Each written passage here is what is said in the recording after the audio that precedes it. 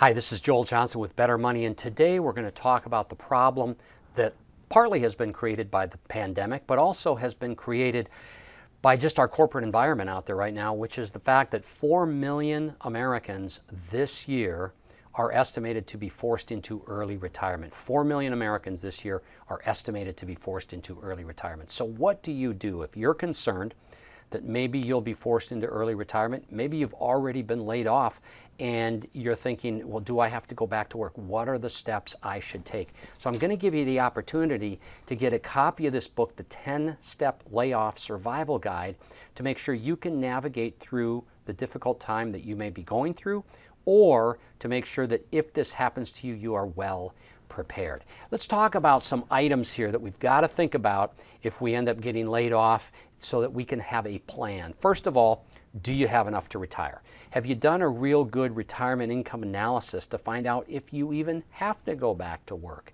Some people want to go back to work, but they want to know that they can go back to work if they want to, not because they have to go back to work. Other people absolutely have to go back to work. So do you know? Do you know what financial position you're in?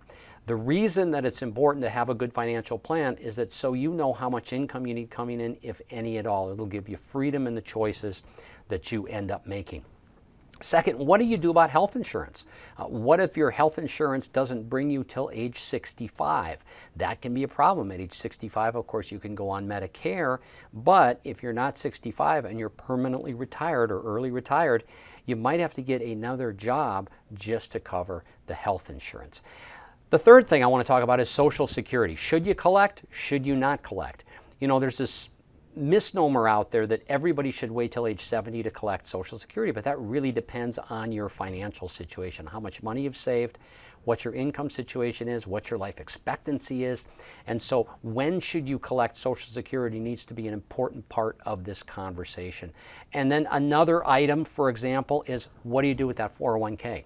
You know, there's something called a hardship withdrawal. You can actually take money out of your 401k before age 59 and a half without a penalty if you can show that there's a hardship. But should you really do that? So again, go to bettermoneytv.com, get a copy of my 10-step layoff survival guide. Whether you've already been laid off and you don't think you're going to be able to go back to work, or maybe you see something coming on the horizon, you'll be glad you got a copy of the guide. Go to bettermoneytv.com.